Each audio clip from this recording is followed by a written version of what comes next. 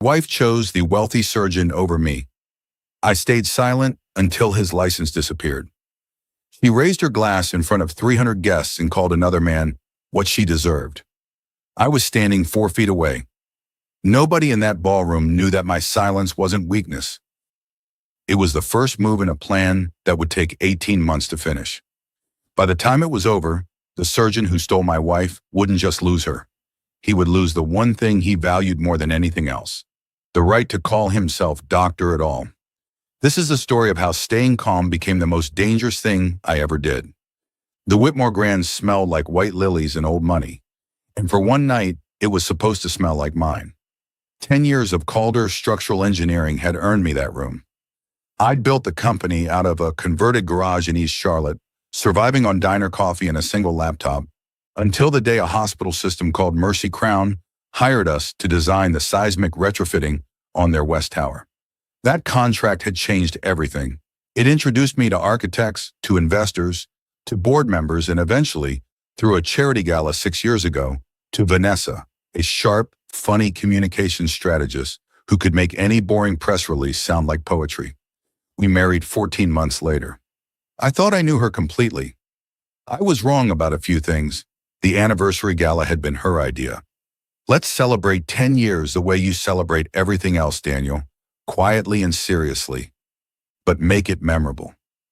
She'd planned the whole event herself, down to the seating chart, which was how I knew the moment I saw Dr. Preston Calloway seated 2 chairs from me at the head table, that something had shifted in ways I hadn't let myself look at directly.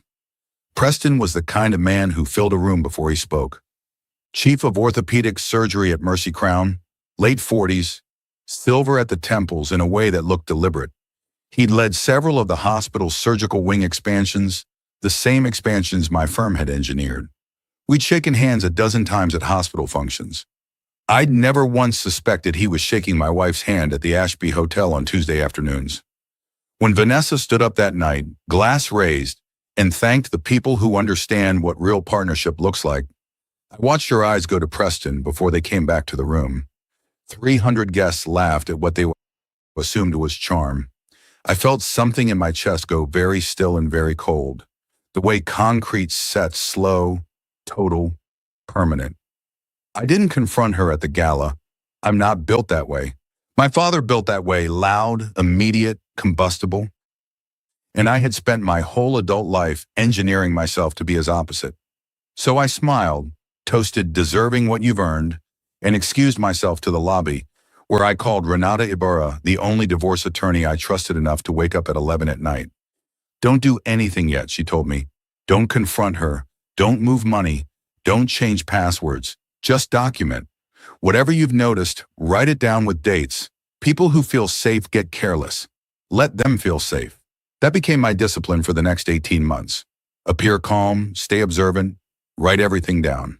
The hotel receipt came 2 weeks later, forwarded to our shared email by accident, a confirmation for Calloway P-plus guests, a suite at the Ashby, the same week Vanessa told me she was in Raleigh for a hospital conference. I didn't say anything to her.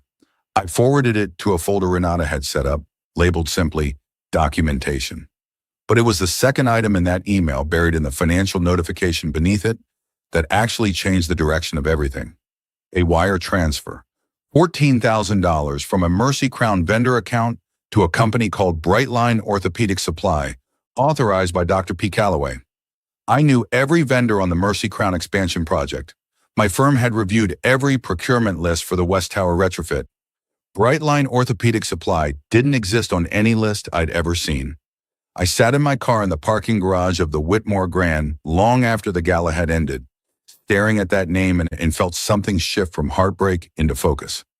I wasn't going to chase my wife. I was going to find out what Brightline Orthopedic Supply actually was. The next morning, I went to work like nothing had happened, because Marisol had a school project due and needed help building a scale model bridge. And some things matter more than rage. She was 13, sharp-eyed, the kind of kid who noticed when her father's voice changed pitch even slightly. "You okay, Dad?" she asked, gluing a popsicle stick truss. "You're doing your quiet thinking face." "Just work stuff," I told her, and it wasn't entirely a lie. I called Tobias Wren that weekend. Tobias had been my first business partner, back when Calder Structural was 2 folding tables and a fax machine. He'd retired 8 years ago, but still kept his old filing cabinets in a storage unit in Matthews, a habit I used to tease him about. You never know when the past becomes useful, he always said. He was right more often than I wanted to admit.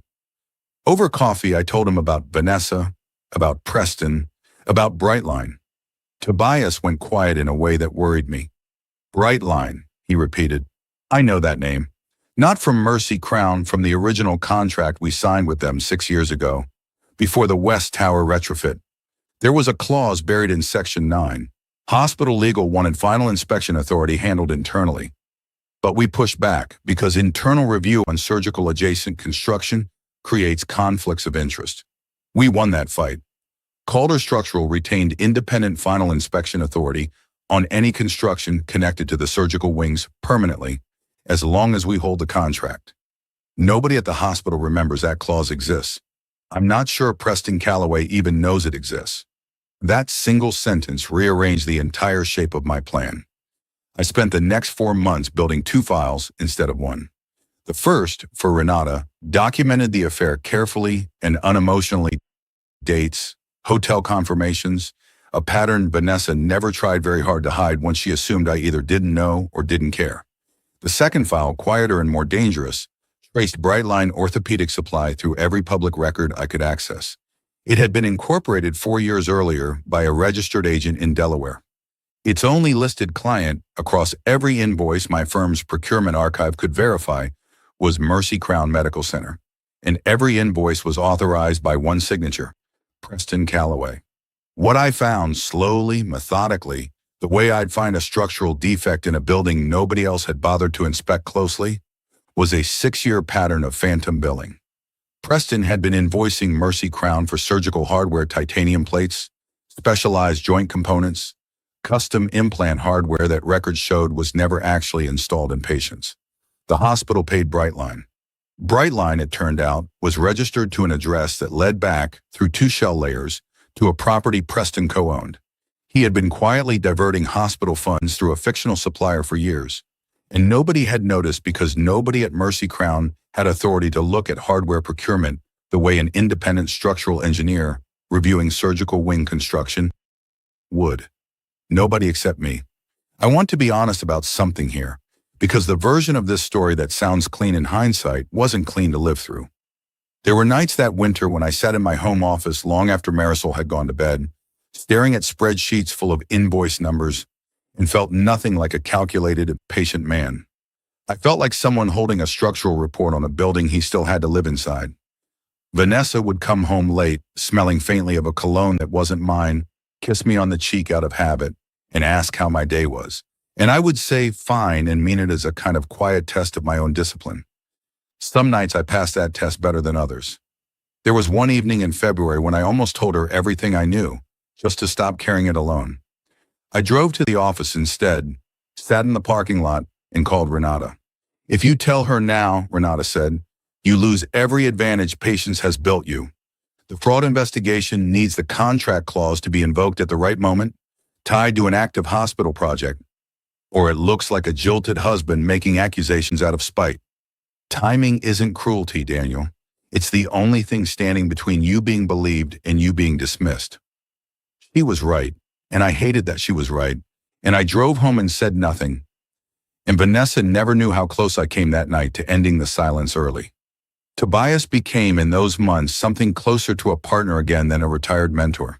He helped me cross-reference 6 years of procurement records against public hospital board minutes, an exercise that took most evenings for nearly 5 weeks. It was Tobias who first noticed that Brightline's invoices spiked every year in the same 2-week window, late November, just before the hospital's fiscal year-end budget review, when oversight committees were stretched thin, reconciling dozens of vendor accounts at once. He's not sloppy, Tobias said one night, highlighting a pattern across 5 spreadsheets. He's disciplined about exactly when to be sloppy. That takes its own kind of intelligence. Don't underestimate him just because you've outthought him so far. I didn't underestimate him. I respected, even as I built the case against him, that Preston was good at what he did, both the surgery and, in a darker sense, the fraud. That respect is part of why I never once considered cutting corners myself. If I was going to take down a man who'd built an empire on falsified precision, my own evidence had to be unimpeachable. Every date verified twice. Every document sourced independently. Renata drilled that into me until it became instinct. The moment I exaggerated even slightly, I would hand Preston's lawyers exactly the kind of doubt they needed. Vanessa filed for divorce in March, 11 months after the gala, and asked for half the company in the settlement, citing years of unrecognized contribution to its growth. I didn't fight that claim publicly the way she expected. I let Renata handle the negotiations with total calm, because by then I understood something Vanessa didn't. The company's value was about to become deeply, publicly entangled with a hospital fraud investigation. In timing, in engineering, and in life is everything. There was a moment during one of the mediation sessions that spring when Vanessa looked at me across the conference table with something close to confusion. "You're not even angry," she said quietly during a break while our attorney stepped out. "I expected you to fight me on the company. I expected you to fight me on everything." "I'm choosing my battles," I said, and left it there, because it was the truest sentence I had. I told Howard Calloway everything in May. Howard was Preston's father, 71, a retired Mercy Crown board member who had stepped down 4 years earlier after what hospital gossip vaguely called philosophical disagreements with the new administration. I'd met him exactly twice, both times at hospital functions. Both times struck by how little warmth existed between him and his son. When I called and asked to meet privately, he agreed without asking why, as if some part of him had been waiting for this call for years. We met at a diner outside Charlotte, away from anyone who might recognize either of us.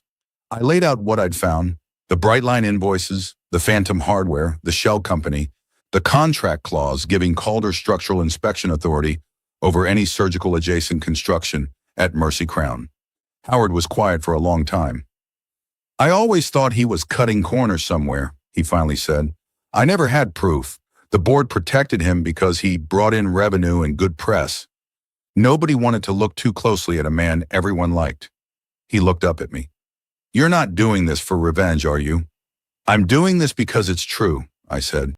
"What it does to him afterward isn't really my business." That wasn't entirely honest, and we both knew it, but it was honest enough.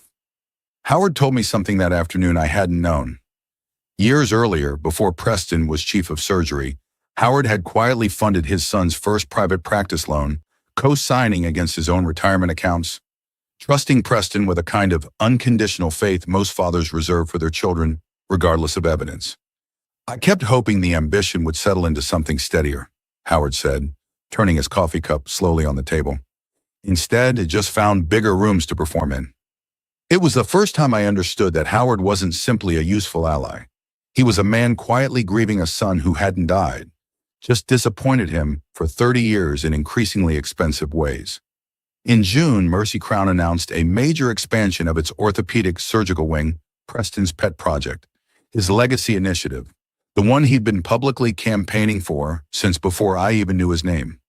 Under the old contract clause Tobias had remembered, Calder Structural retained final inspection authority on any construction connected to the surgical wings. The hospital's new administration, unaware the clause even existed until our legal team formally invoked it, had no choice but to grant my firm full access to the procurement and construction records tied to the project. That access let me finally request a formal audit, not from the hospital, which had every incentive to bury the problem, but from the North Carolina Medical Board, with Howard Calloway providing supporting testimony as a former board member with direct knowledge of irregularities he'd suspected for years. The state issued a subpoena for Mercy Crown's full procurement records connected to Brightline orthopedic supply in the second week of August. The same week, Vanessa and Preston announced their engagement. They held a small press event at the Ashby Hotel, the same hotel from the receipt that started this whole unraveling. Preston in a tailored navy suit, Vanessa glowing in a way I hadn't seen in years. Both of them photographed for the hospital's own internal newsletter, which Vanessa, in a small and almost unbearable irony, had written a copy for herself.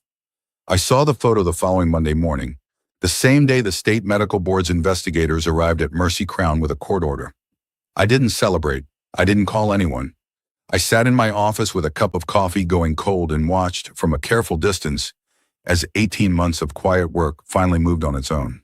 The fraud, once investigators started pulling threads, unraveled faster than even I expected. Brightline's shell structure collapsed under basic scrutiny. 6 years of phantom hardware invoices totaled just over $2.3 million. Preston's medical license was suspended within 3 weeks, pending a full investigation into healthcare fraud and falsification of medical records, since several patient charts had been altered to justify hardware that was never used.